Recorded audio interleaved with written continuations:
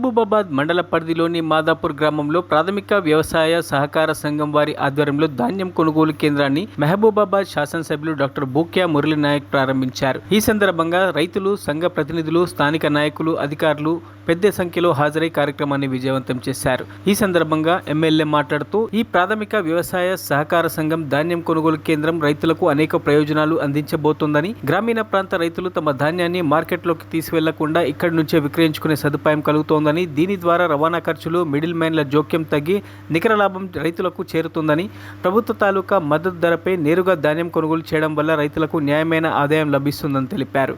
ఈ కార్యక్రమంలో జిల్లా నాయకులు, మండల నాయకులు, మాజీ ప్రజాప్రతినిధులు, అధికారులు, గ్రామ నాయకులు, డైరెక్టర్లు, కార్యకర్తలు, రైతులు పాల్గొన్నారు.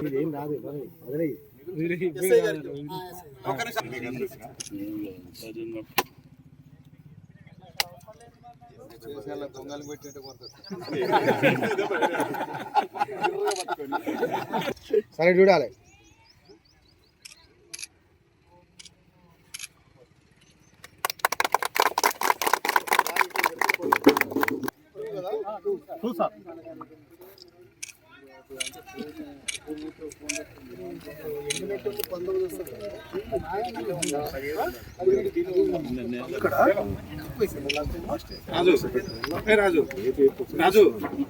మండలంలోని మాదాపురం గ్రామంలో ఒక సొసైటీని కొనుగోలు కేంద్రానికి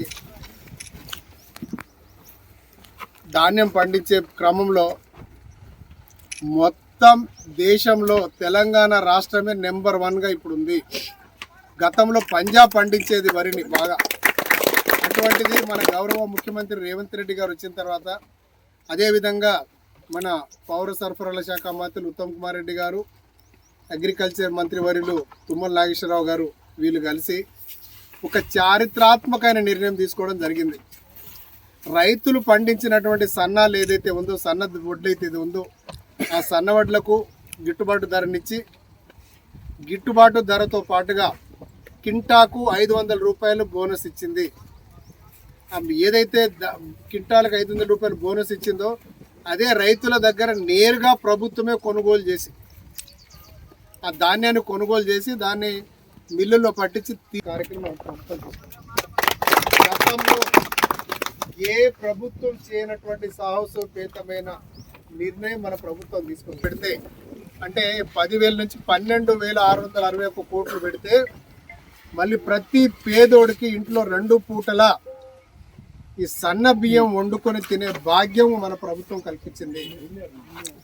వాస్తవానికి మనం చూసాం, ఊర్లలో మనం సన్నోడ్లు పండించినా కూడా దాన్ని మనం తినేది.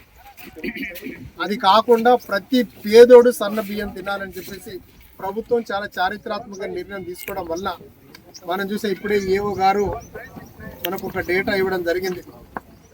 మన ప్రభుత్వం రాకముందు ఇదే ఇక్కడ మన మండల్లో దాదాపు 98% దొడ్డొడ్లు పండించే వాళ్ళు, కేవలం 2% సన్నొడ్లు పండించేది.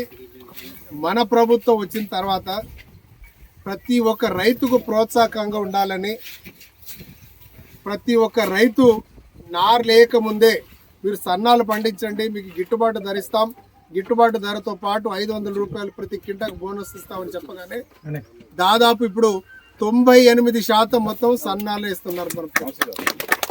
ఆ ఇచ్చినటువంటి సన్నాలకు గిట్టుబాటు ధర ఇచ్చి మన ప్రభుత్వమే అదే ధాన్యాన్ని కొనుగోలు